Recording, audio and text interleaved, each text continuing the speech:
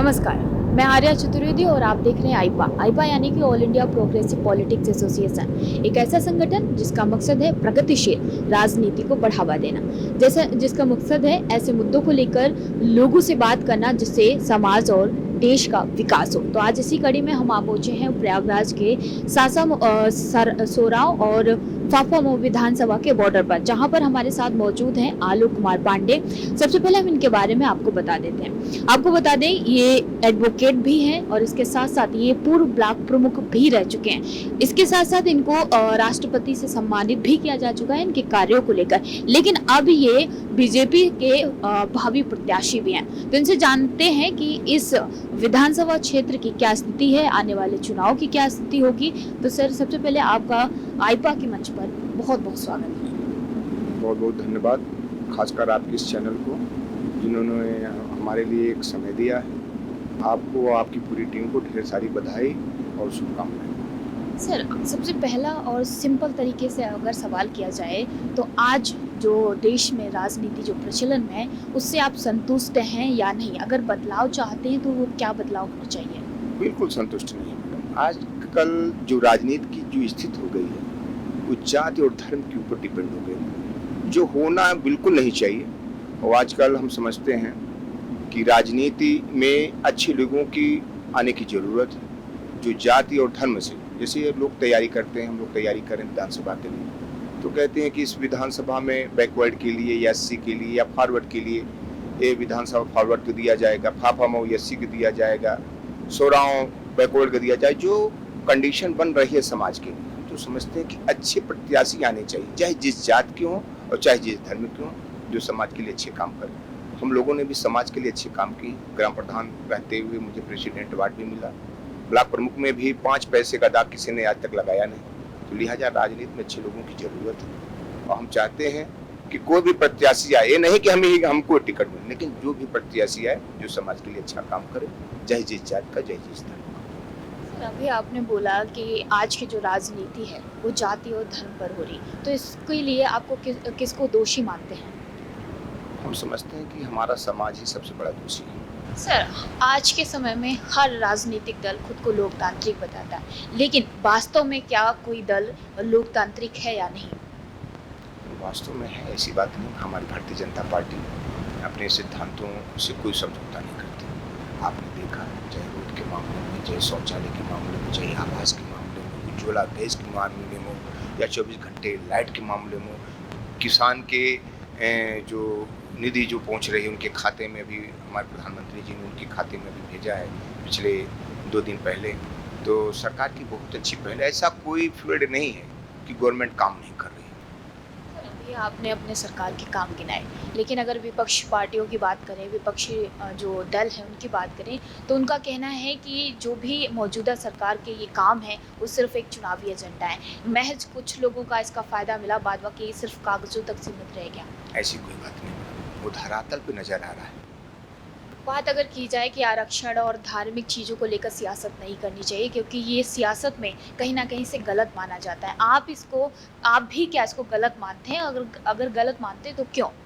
देखिए, आरक्षण तो I will support the 100% reservation. हम समझते हैं कि 100% 2-4-5 साल के लिए दे दिया जाए, लेकिन गरीबों को दिया जाए। हर जात में गरीबी होती है मैडम, किसी जात से नहीं। हर जात में लोग गरीब हैं और हम समझते हैं कि आर्थिक आधार पर अगर आरक्षण दे दिया जाए, उसका एक क्राइटेरिया बना दिया जाए कि इतना इनकम होना चाहिए किस जात को। यहाँ पे जैसे कोई आदमी अमीर है और वो बैकवर्ड के यहाँ पैदा हो गया है, तो उसको आरक्षण का लाभ तो बिल्कुल नहीं मिलना चाहिए।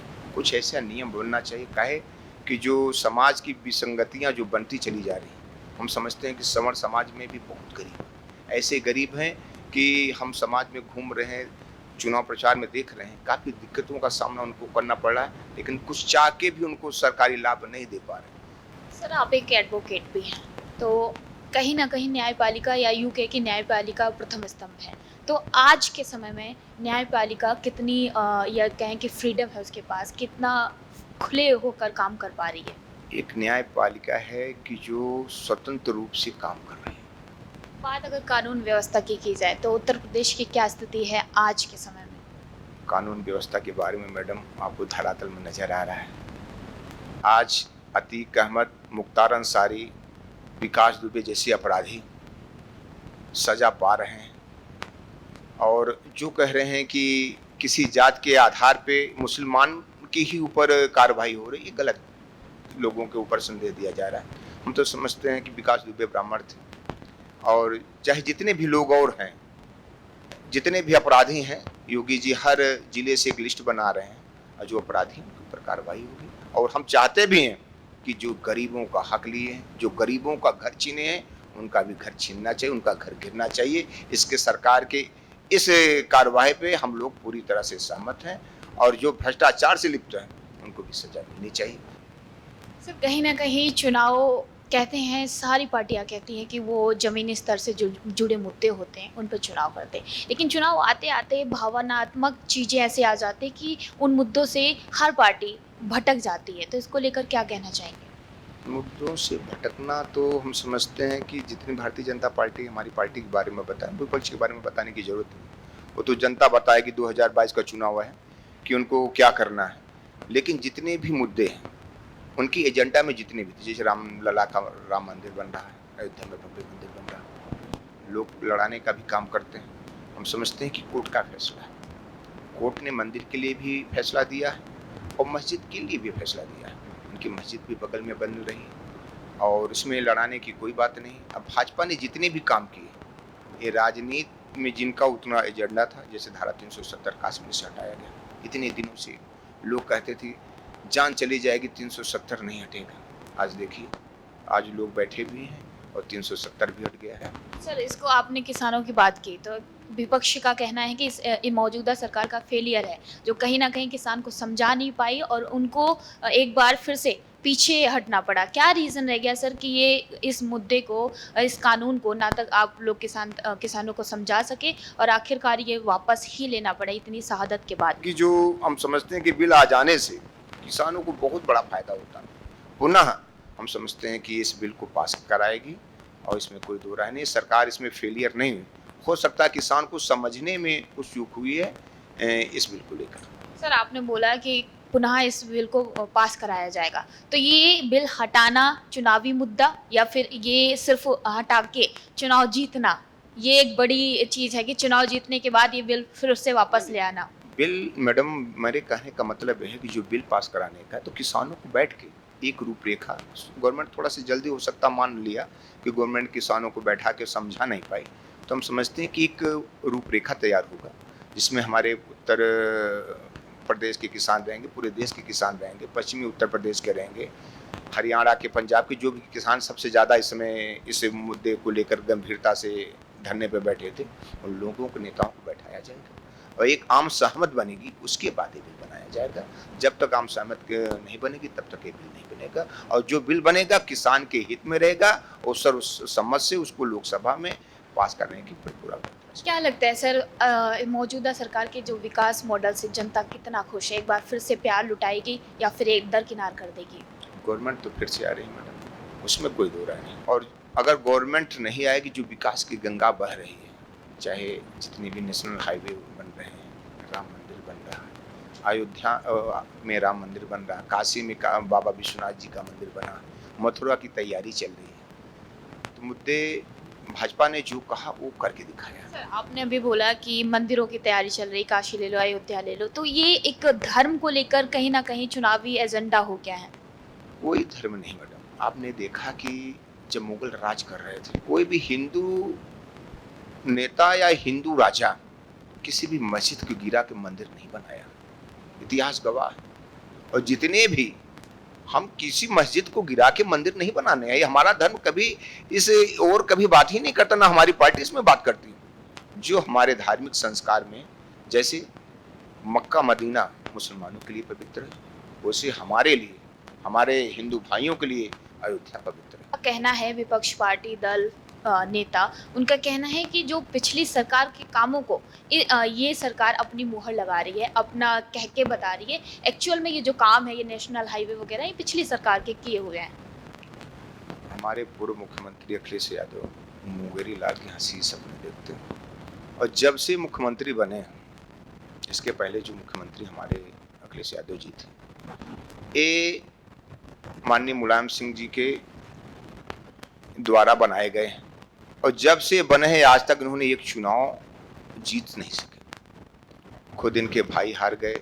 इनके भाइयों में पहले तो हम समझते हैं कि सरकारी नौकरियों में इनके द्वारा लिस्ट भेजी जाती थी, तो अलग पर्सन, चाचा का अलग लिस्ट जाती थी, भतीजे का अलग लिस्ट जाती थी, बाप का अलग लिस्ट जाती थी और जितने भी और उनके रिश्तेदार सबकी अलग लिस्ट जाती थी। और आपके साथ मैं विश्वास के साथ कह सकता हूँ कि जितनी भी भर्तियां इसमें भारतीय जनता पार्टी की सरकार में हो रही है 100% सही हो रही है।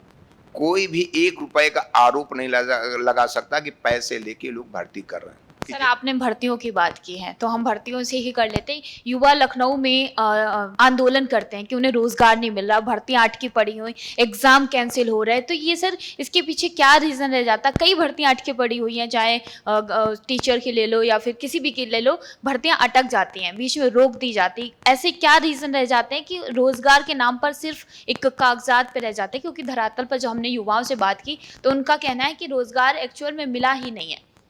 अखिलेश गवर्नमेंट से दुगनी भर्ती योगी गवर्नमेंट ने कर चुकी है और आपको इतना विश्वास के साथ मैं कह सकता हूं कि हर क्षेत्र में भर्तियां निकल रही हैं। कुछ अपराधी तत्व के लोग इसके गवर्नमेंट में जो पेपर आउट कराने का काम करते थे, कुछ कोचिंग संस्था के लोग थे जो पकड़े गए, उनके भी घर गिराने का सरकार पूरी कोशिश कर रही है, उनके ऊपर भी कार्रवाइयाँ कर रही है। और हम चाहते हैं कि जितनी भी भर्तियाँ हो रही हैं फ्रेश हो रही हैं और जो लिस्ट चलती थी वो लिस्ट तो गायब हो गई है। पहले सरकार में आपने देखा भी है कि जितनी भर्ती तो लिस्ट में होती थी और आजकल जो बच्चे तैयारी कर रहे हैं उनकी भर्तियां सीधे ढंग से हो रही है। अब भर्तियां निकाली भी जा रही है। अभी आपने देखा रेलवे में जबरदस्त भर्तियां निकली हैं, शिक्षा विभाग में जबरदस्त भर्तियां निकल रही हैं। हाँ, कुछ कोरोना कार्यकाल से कुछ भर्तियां कुछ डाउन गई हैं, लेकिन धीरे धीरे गवर्नमेंट पटरी पे आ रही है।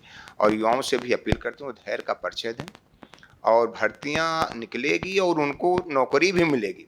और इसका सबसे बड़ा कारण आपको मैं बताता हूँ, उत्तर प्रदेश अगर जनसंख्या के लिहाज से देखा जाए तो विश्व का 6ठा देश है। तो पहले हम अपनी गवर्नमेंट से अपील करेंगे कि जो जनसंख्या बिल है उसको जल्द से जल्द पालन करें और जनसंख्या में कंट्रोल अगर हो जाएगा तो धीरे धीरे हम समझते हैं कि जो जनसंख्या के कारण बेरोजगारों की संख्या बढ़ी है तो जनसंख्या में कंट्रोल होगा तो बेरोजगारी दर घटेगी। और भर्तियां तो हम समझते हैं कि अखिलेश यादव से कई गुना ज़्यादा भर्तियां हो रही हैं। अब विपक्षियों का काम है चिल्लाना, तो चिल्लाने का काम तो हमेशा अगर आप बढ़िया राम राज भी ला देंगे तो उनके लिए तो अपराधे रहेगा, वो कभी वो मानेंगे नहीं। सर, आईपा एक ऐसा संगठन है जो ऐसे मुद्दों को लेकर, रोजगार, शिक्षा, स्वास्थ्य, जरूरी मुद्दों को लेकर आम लोगों से लेकर आप जैसे प्रोमिनेंट लोगों को जागरूक करने की कोशिश कर रहे हैं। आप इस मुहिम को कैसे देखते हैं? रोजगार के मुद्दे पे मैडम, जैसे मैं ग्राम प्रधान भी रहा हूँ। सर, हमारी टीम ये मुहिम कर रही है कि लोग इससे जागरूक हों, तो इस मुहिम को आप कैसे देखते हैं? ये बहुत अच्छा मुहिम है। आपके पहले हम जो आईफा का टीम है, ढेर सारी बधाई शुभकामनाएं कि आपने रोजगार के बारे में, नए युवकों के बारे में, इसके बारे में आपके चैनल के माध्यम से सोचा है। हम आपके पूरे चैनल को ढेर सारी शुभकामनाएं देते हैं और साथ ही साथ आशा करते हैं कि जो समाज के अच्छे लोग हैं उनके लिए आपका चैनल काम बढ़िया ढंग से करे और अच्छा काम करेगा तभी हमारे समाज का अच्छा विकास होगा। और हम समझते हैं कि नेता अगर ऐसा होना चाहिए जो समाज के लिए अच्छा काम करे, अपराधी नहीं होना चाहिए। हम लोग ने भी राजनीति किया, ग्राम प्रधान भी रहे, ब्लॉक प्रमुख भी रहे, आज तक न 5 पैसे दाग किसी भी काम के लिए लोगों ने नहीं उठाया है और न कोई आपराधिक इतिहास है। तो हम समझते हैं कि हम अपने लिए, मैं अपनी प्रशंसा नहीं कर रहा हूँ, साथ ही साथ राजनीति में जितने लोग हैं, चाहे जिस जात क्यों, चाहे जिस धर्म क्यों, अच्छे लोगों को राजनीति में आने की जरूरत है। लोग कहते हैं कि राजनीति दलदल है और दलदल से हम समझते हैं कि गंदगी तभी निकलेगी नाला से जब तक हम नाला में कूदेंगे नहीं। सर, बहुत बहुत धन्यवाद आईपा के मंच पर अपने विचार साझा करने के लिए।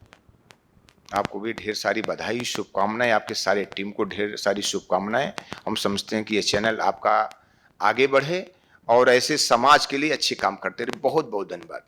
तो ये थे हमारे साथ आलोक कुमार पांडे, जो एडवोकेट थे और या यूं कहें कि एडवोकेट भी हैं और ब्लॉक प्रमुख भी रह चुके हैं और आगे भावी प्रत्याशी भी हैं। फिलहाल इस वीडियो को ज़्यादा से ज़्यादा शेयर करें, सब्सक्राइब करें ताकि आईपा की हर अपडेट आप तक आसानी से पहुंच सके।